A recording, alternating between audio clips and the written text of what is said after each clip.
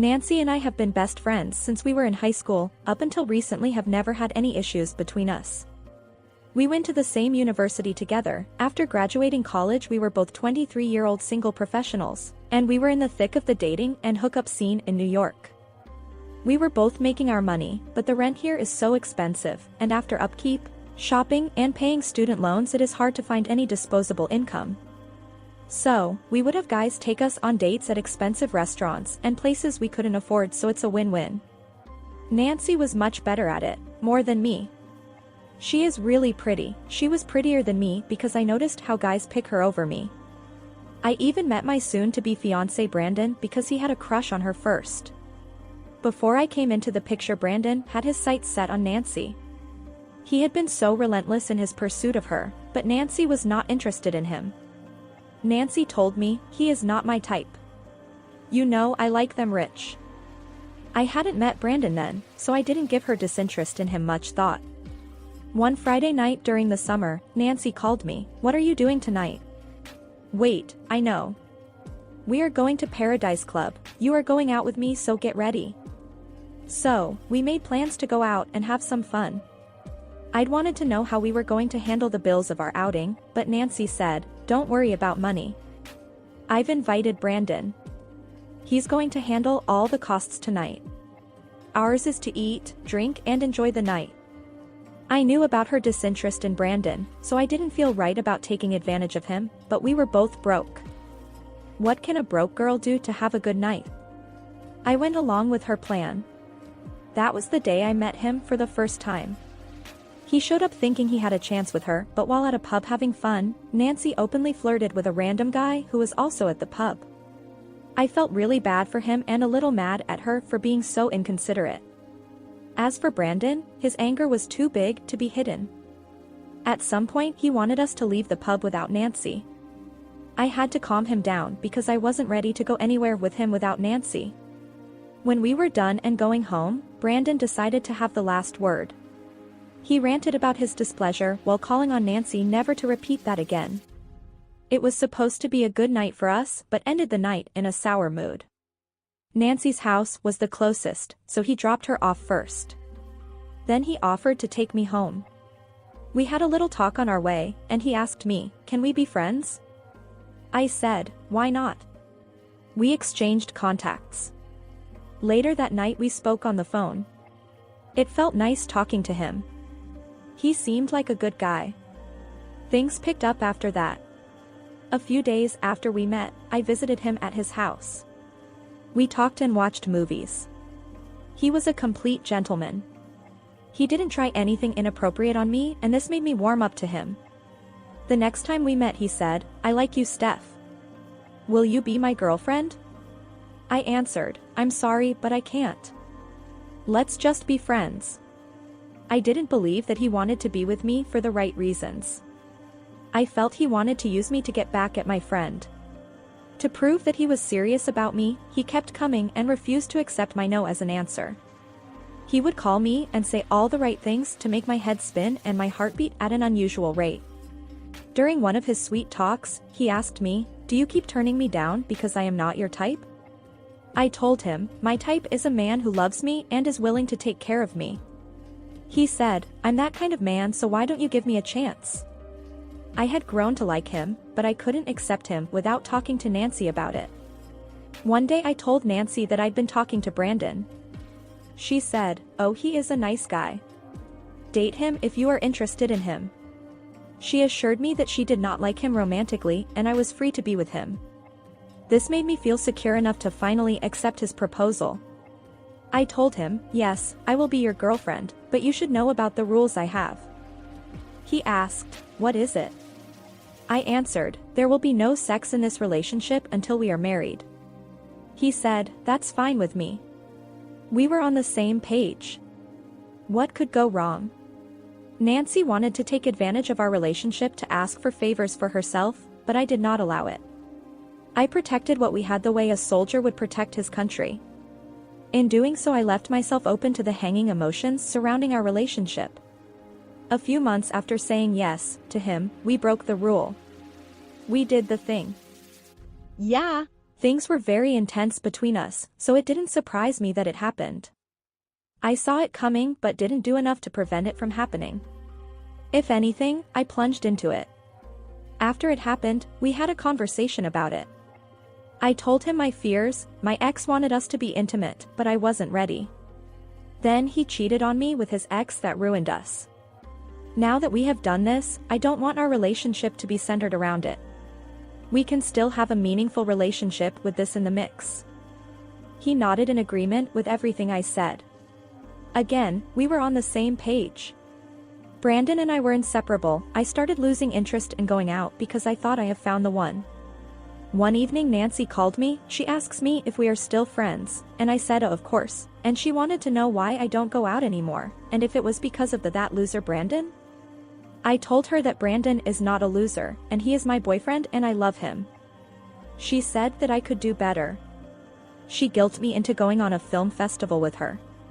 She said she had a private ticket, and many celebrities would be there. I couldn't refuse that opportunity. When we went to the film festival, the who is who in sports were there, mostly baseball and some movie actors. After the party that evening, we were invited to the after party. A minor league baseball player took a liking to Nancy. He was just the guy of her dream. He was an up-and-coming baseball star and Nancy was all over him. He was tall and rich, so he was perfect. I also gave my number to an actor. He called me that night to come to his hotel, but I turned him down, something I wouldn't normally do if I wasn't with Brandon. When I told Nancy about that, she thought I was stupid.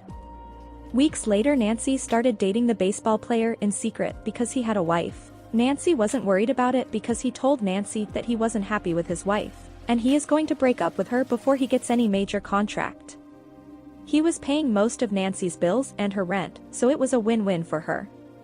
After Nancy started dating the married baseball player, she stopped inviting me out. She started going to film festivals, horse racing, and private parties with rich people. Soon she wasn't only seeing just the married baseball player, she was also sleeping with a 40-something-year-old banker from Wall Street. Few months later Nancy quit her job and was just traveling around the world and posting pictures on social media.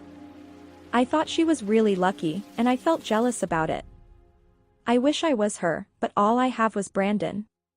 He treated me well and he was nice to me, so that comforted me. Few months later I got pregnant, and we had to get married. We didn't have money for a big wedding, so we had a private wedding with close family and friends.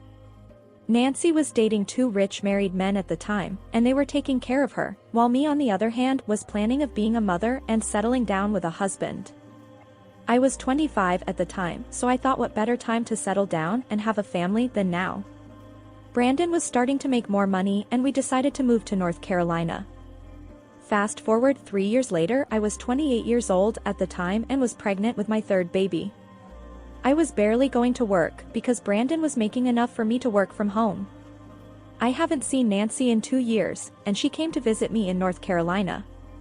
When Nancy came to visit me, I was surprised on how she looked. She told me that she had been going through a lot because after 3 years the baseball player refuses to divorce his wife and marry her.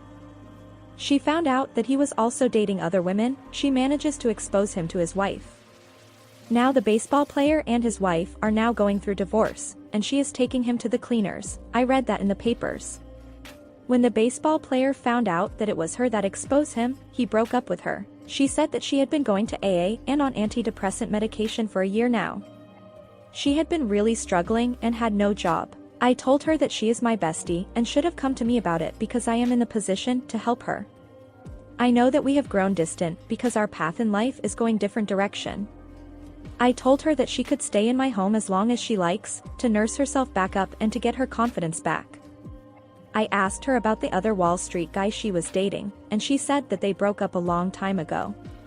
About 2 months and Nancy was still living with us. She wasn't looking for a job and didn't have the motivation to because she was used to men supporting her for almost 4 years now. Few months into Nancy staying with us, I noticed that Brandon was changing. He became less affectionate toward me and wasn't initiating intimacy as before. I thought there was something going on between Brandon and Nancy. After all, he had a crush on her before me. I didn't think my Brandon would ever leave me for her, but I needed proof to make sure my best friend didn't just betray me. I bought a camera and installed it in my living room. The following day I checked the camera, and to my horror I saw Brandon kissing Nancy. When I confronted Nancy, she apologized and asked for forgiveness. I told her that I want her out of my house, and she got mad, claiming that I stole Brandon from her, and she claimed that Brandon would come with her. I told her that she can have him, and I kicked Brandon out of the house as well. They both stay at the hotel for a few days before Brandon came back begging to let him in. I was pregnant at the time, and I have 2 of his kids. I needed him around because he is a good father and a good provider. It took me a while, but I took blame for allowing Nancy to stay in my house knowing that Brandon had a thing for her. I still love Brandon, so I forgave him because I thought I was partly to blame. I haven't spoken to Nancy since, and I don't know where she is. I still worry about her, and I feel like she never grew up from our college days. If you graduated college within the past 20 years, at least in the US, you will know that colleges nowadays has become a huge orgy, especially most big colleges. Maybe it has always been that way, and social media haven't been invented back then, so now that it's invented, it exposes all that's going on in college. College is where most women in their late teens and early 20s rack up their body count. Women in college age and within their early 20s are very impressionable by their friends. It's not like they're not impressionable when they get older, but they're more susceptible to being influenced when they're in their teens and their early 20s. Even young women that are more on the conservative side and are not comfortable sleeping with multiple partners are peer pressured to do so. I have heard countless stories of women in college that weren't comfortable sleeping around with guys, but because their friends were doing it, they were pressured to join in and then regret it after. This phase is known as the party phase, but let's just call it the hoe phase. I know hoe phase is different from party phase because women can go through hoe phases at any time in their 20s or 30s. But if you can say the party phase is the hoe phase, the Urban Dictionary defines it as a phase in your life that occurs frequently when you are fine with exploring promiscuous activities and connecting with random people. According to some of the Red Pill content creator, the party phase is from 20 to about 27.